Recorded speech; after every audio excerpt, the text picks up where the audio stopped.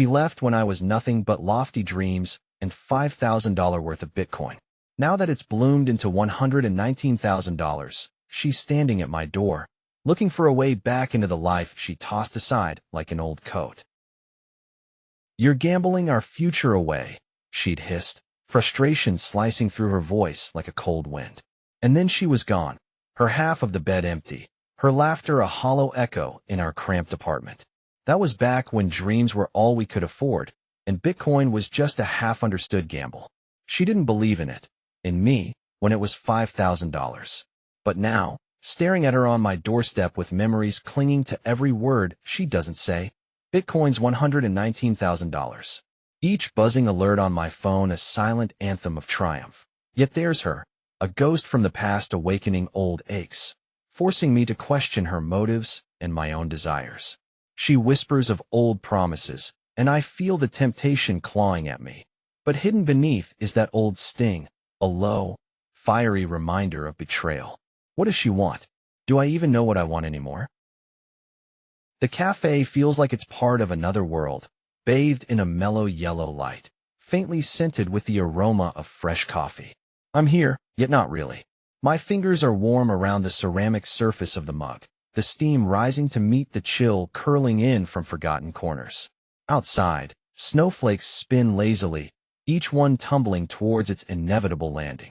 I envy their weightless journey, caught between existing and fading, like me. Staring into the dark liquid, I see echoes of my old reflection, back when her smile was the warmth of this cup. It's strange how money can transform the air you breathe, but leave you gasping in silence. The digits on my screen might scream success, but here, in this solitude, they whisper nothing but loss. I fumble with my phone, idly swiping through news I don't care about. Despite the digital wealth flashing on my phone, I can't escape the ghosts her laughter left in the corners of my heart. Each notification, each message, feels like a reminder of what I've achieved and what I've irretrievably let slip through my fingers. The day it all changed plays in my mind like a clipped movie reel. Her veiled disappointment masked by a supportive smile she thought I couldn't see. I mistook my ambition for us, not realizing the pedestal I climbed was too narrow for two. She deserved more than a view of my back. Now, nothing can fill the silence that echoes in her wake. I glance at the window again, seeing nothing but the fog of my breath against the glass. The world blurs by, indifferent to the tectonic shifts beneath my skin. Odd how success feels light, with pockets full, yet I drag its burden like chains clinking in the emptiness she left. She had an uncanny ability to make the little moments, like spilling sugar or the sound of rain, feel immense, worth more than any stock or booming chart. With her gone, the richness of those moments has turned pale and gray. Memory is a cruel friend, teasing with the remembrances of what life used to taste like before everything came down to binary profits and losses. For a moment, I think of calling her, a voice in the quiet of this cafe to remind me warmth exists outside this transactional world. But I know, deep inside, that bridges burned are not easily rebuilt on the ashes of what was. Sipping the coffee, letting its bittersweet tang settle on my tongue, there's a flicker of realization. The price of what I have seems too steep. As the cup returns to the table, I wonder if this is the view from the top, alone, staring down at a life that no longer fits. The thought settles as one more snowflake joins its companions on the city streets. The screen of my phone suddenly lights up with a familiar name. It's her. Out of nowhere, her message pops up, as if the universe picked this exact moment to test me. "Are you free to talk?" she asks, and those words hang there like a whisper from the past, begging for attention, demanding I listen. My thumb hovers above the reply button, frozen midair. 1,000 thoughts spiral in my mind, tangling into a web that's impossible to unravel. Above the chaos, there's a faint whisper of hope, an involuntary tug at something deep inside. But with it rises an equal measure of dread. I can almost hear the pounding of my heart echo through the quiet room. Each beat seems to multiply the tension, layering years of unresolved emotions upon this single moment. I can taste the hint of metal in my mouth, bitterness mingled with the anticipation that's suffocating the air around me.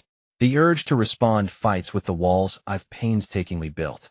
I find myself standing up, pacing what little space I have, the fabric of my jeans rubbing coarse against my skin. I think of all those times, the brief smiles, the laughter that came easily back then, now ghostly echoes shadowed by what went unsaid. The phone screen dims slightly, a gentle reminder that time doesn't stop even for moments like this. I'm still not sure what I want. Do I crave clarity, closure, a chance to rewrite our beginning? Or is this just the comfort of familiarity baiting me back into a cycle I swore I'd escape? Suddenly, my apartment feels hemmed in, the walls too close. I slide open the window and lean against the sill, the crisp evening air slightly cutting but calming, helping me breathe through the tightening knot in my chest. My eyes trace the street below, cars flicking down the lane like steady streams of light, moving on a track I can't see but envy for their certainty. She's reaching out after all this time. Why now? The question kicks up fragments of old wounds I thought had long scarred over. I feel like a half-forgotten photograph tucked away in an album, and she's trying to give it meaning again. But does the image even fit the person I am now, or who she is? Yet, beneath the friction of doubt, there's an undeniable pull. Maybe it's hope or foolishness, whatever name it goes by. The instinct to reach back, to touch even the edges of possibility, grits against my defenses. I finally sit down, stare at the message blinking persistently. The glow of the phone sharp against the dimness of the room feels like a lifeline, thin yet irresistible. I exhale heavily, the kind that deflates the chest and lightens the heart, just enough. My fingers move with their own mind, tapping out words before self-awareness can halt them, when and where. And just like that, the balance tips in favor of the unknown. I pace the apartment, bare feet on cold wooden floorboards that remember her as much as I do. Each step feels like stepping back in time, like I'm trying to find traces of us in the air, in the walls, in the spaces we used to fill with laughter and whispers. Every creak of the floorboards seems to carry her name, taunting me with the echo of her presence just out of reach. The silence is maddening. It's like being trapped in a vacuum, where memories creep in and out like specters. I pass by the window, where we once watched the sun set in a blaze of colors, her warmth beside me making everything feel infinite. Now the view is just a gray stretch of city that stretches into my loneliness. I turn towards the couch, our couch, where 1,000 conversations left their mark in forgotten creases and folds. I imagine her there, legs tucked under, looking at me with those eyes that always seem to see right through the facade, right into the tangle of dreams and fears beneath. What would it be like to see her again, to stand before her with all the chaos inside me laid bare? The thought sends a shiver down my spine. Would she recognize me now? Would she see any part of the man she once loved, or just the broken pieces left behind? I try to picture it, her standing in the doorway, hesitation in her eyes, the air thick with questions that have no easy answers. Would she cross the threshold, or would we stand there, two strangers bound by a shared history? My phone buzzes on the table, breaking the spell.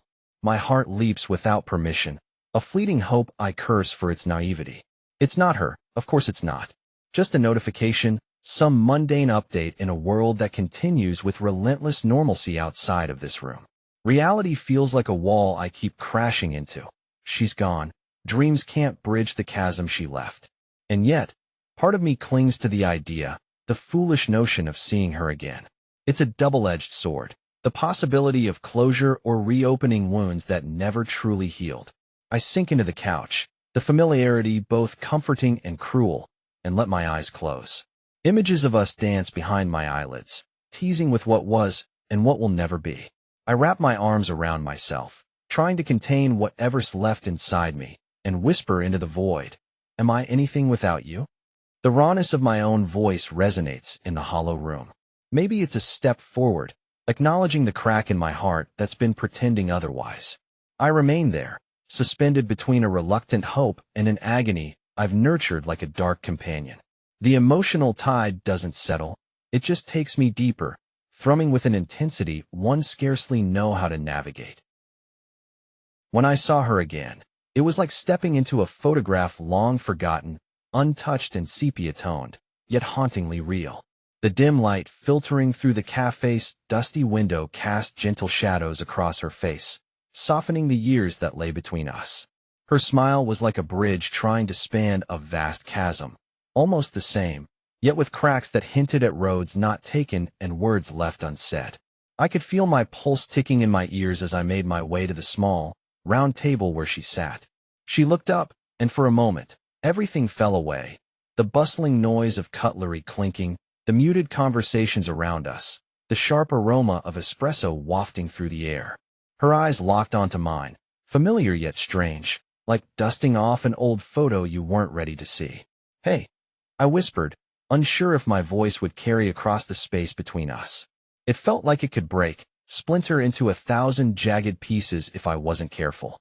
She smiled again, this time a little wider, but there was a hesitation lingering in the corners of her lips. "Hi," she replied, her voice wrapped in that softness I remembered, but now layered with an unfamiliar weight. We sat there, wrapped in the cocoon of silence that enveloped us, laced with the unspoken tensions of past and present colliding. I dropped into the chair opposite her, the wooden seat firm and cold against me as if trying to root me in this moment. Her eyes flickered, taking me in, and every glance was a gentle challenge, daring me to remember, to acknowledge everything we once shared. The wrinkles around her eyes reminded me of laughter we used to echo against these walls, but now they seemed burdened with stories I hadn't been a part of. "Do you still remember?" I started, my words hanging like fragile threads between us. She tilted her head, a gesture that pulled on strings deep inside of me that I thought I'd severed long ago. "Of course I do," she said, her voice a mix of nostalgia and a touch of melancholy. Her fingers traced the rim of her cup, a slight tremor that mirrored the tremble in my own hands. "Some things, they just stay with you, don't they?" Our eyes met again, and I felt the electric current of everything left unresolved. Memories flickered in her eyes like old film reels, and I wondered if she saw the same scenes play out in mine. The taste of hope and regret mingled like bitter coffee on my tongue. She reached across the table, her fingertips brushing mine, a hesitant dance of refamiliarization. It was like trying to capture smoke, the fragile tendrils of emotion slipping through, leaving only echoes of warmth in their wake. And in that moment, with the weight of the past heavy between us, I knew this was only the beginning of what we would need to unravel.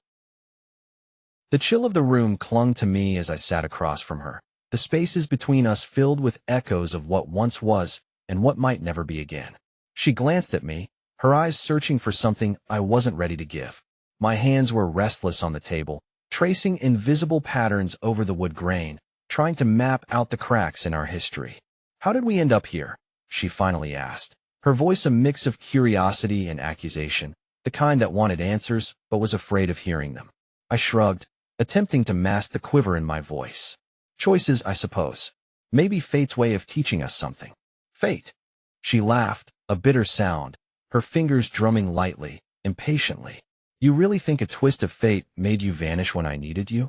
"Maybe it wasn't the best choice," I admitted, each word a shard of glass sliding out from under my skin. I braced for her reply, but she only sat silent, waiting. "We're talking like estranged lovers," I said, an edge of defiance threading my words, tracing the lines of the past in my mind, balancing memories with the unsteady future standing between us. Her eyes softened for a moment, a glint of the person I'd once known shining through the cracks of resentment. She sighed, the tension of old wounds pulling taut between us. "Why didn't you ever tell me?" "Tell you what?" I knew what she was getting at, but there was a part of me afraid, insecure beneath the armor of my words. About leaving, about how it wasn't just about us. There were things I didn't know, choices we made. Silence stretched, filled with the creaks of emotional floorboards under weighty confessions. Memories sparked to life, the nights we shared, whispering dreams under a canopy of stars, promises woven into the fabric of our lives. I thought, if I told you, it'd make it worse. You'd hate me more. She leaned forward, eyes brimming with sadness, frustration. "You never gave me a chance." It ended, and I was left with nothing but questions. Something inside me shifted, like a key turning slowly in a lock, a realization that this was the beginning of truths long buried. "You deserved more," I conceded, words heavy with regret. "But I was afraid of losing everything." "Did you lose everything? Did you gain anything?" Her questions cut clean, precise, like a surgeon's blade seeking the rot beneath. "I lost you," I said quietly, my voice steady but my heart racing. And I gained nothing of what mattered. Her eyes met mine, a flicker of something unfamiliar passing between us. Understanding, perhaps. The foundation of our past had shifted, leaving us anchored in a temporary truce, yet uncertain of where the future might lead. The revelations were far from over, and I could feel that the real confession had yet to unfold. Every pause drips with the weight of years, the spaces between her words filling with what-ifs and silent cries for understanding. She's there in front of me, her eyes reflecting the dim light of the old cafe, and there's a stillness around us that feels almost sacred. It's the first time in forever, it seems, and I can see the tremor in her hands as she wraps them around her coffee cup, seeking its warmth, its comfort. Since I've been back, she starts, her voice barely above a whisper. It's been different. Everything feels heavier. I keep thinking that maybe I'm carrying it wrong. Her eyes flicker up to mine, searching, before darting back to the safety of the steaming mug. I nod, caught between wanting to reach across the table, to close the gap, and staying rooted, safe in my silent observation. Her words come haltingly, laced with uncertainty and a vulnerability that makes them tremble on the edge of spilling over. It's been hard to find my footing, she continues. I thought I'd learn to manage, but it's like the city breathes differently now, against my skin. And nights are the worst, when everything's quiet, and you're left with your own echo. Her confession floats between us, brittle and raw. My chest tightens, not with pity but a twisted recognition of the shadows she's been fighting.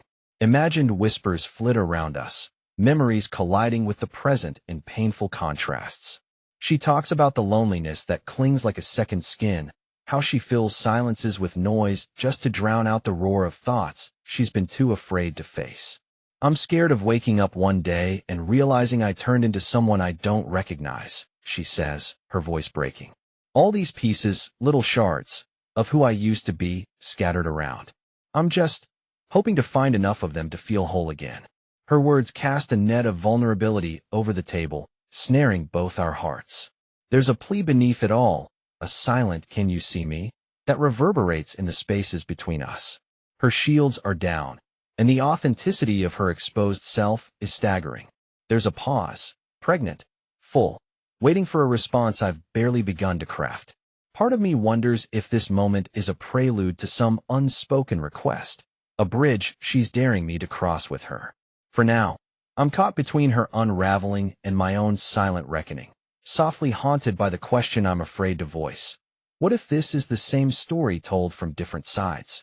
Her gaze meets mine, steady yet pleading, as the air fills with unresolved tension, a perfect storm of empathy and doubt. This vulnerability she's laid bare, a gamble of the heart, could either be her salvation or our shared undoing. We sat in the dim light of the living room, shadows pooling around the couch as I felt the weight of what I was about to say curl in my stomach. Her gaze lingered somewhere over my shoulder, lost in a sea of her own thoughts. My heart pounded louder than the clock ticking ominously on the wall. "Listen," I started, my voice a rough whisper that threatened to fail me. Her eyes snapped back to mine, a piercing blue, stirring a mix of anticipation and dread in me. "There's something I need to tell you. It's big." I paused, the air thickening between us as I fumbled with my words, a knot forming in my throat. Would this change everything? Break the fragile trust we had only just begun to rebuild? Her eyebrows furrowed slightly, lips parting as though she might speak, but didn't. Silence filled the room like water rising in a sinking ship. My palms felt cold despite the flush of heat creeping up my neck. A while back, I made an investment. Bitcoin. Every syllable seemed to hang in the air, crystallized and raw. She blinked, processing, her expression unreadable. I could see her brain whirring, connecting invisible dots in the spaces between us. How much?" she finally asked, her voice barely above a whisper, a mix of curiosity and caution. I drew in a shaky breath, clenching my fists so hard my nails bit into my skin. "Enough that." "Well, more than I ever imagined." Her eyes widened, not with surprise, but something deeper, a flicker of hope wrapped in disbelief. It was as if she was seeing the possibility of dreams she'd buried long ago.